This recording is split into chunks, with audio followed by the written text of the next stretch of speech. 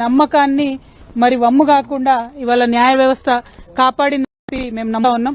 ఈ దేశంలో ఏదైతే ఒక పొలిటికల్ వెండెట్టా నడుస్తోందో దానిలో భాగంగా పెట్టినటువంటి కేసుల నుంచి ఖచ్చితంగా కడిగిన ముత్యంలాగా నేను బయటికి వస్తానని నేను చెప్పడం జరిగింది. మరి అదే విధంగా ఇవాళ రావడం జరిగింది. ఎక్కడా నా తప్పు లేకుండా ఒక రాజకీయ పరంగా ఈ కేసు పెట్టారని చెప్పి మేము పదే పదే చెప్పిందే ఇవాళ నిజమైంది.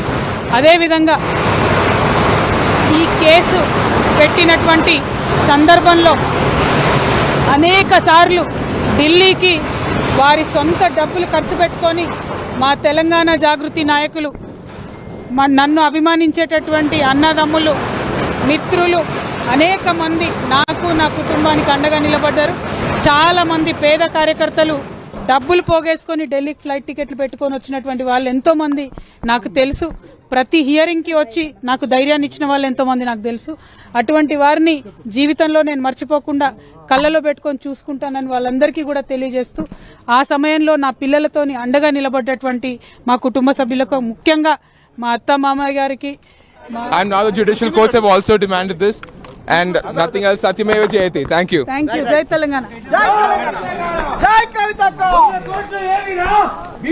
మదర్ కి, ఫాదర్ కి, అదే విధంగా మా హస్బెండ్ గాని మా పిల్లలు గాని ఏదైతే వాళ్ళు 5.5 సంవత్సరాలు 5.5 నెలలు నరకయాతన అనుభవించినారో వారిని ఇంకా మంచి మనుషులుగా తయారు చేసిందని నేను బలంగా నమ్ముతూ చెప్తూ వచ్చాము. అదే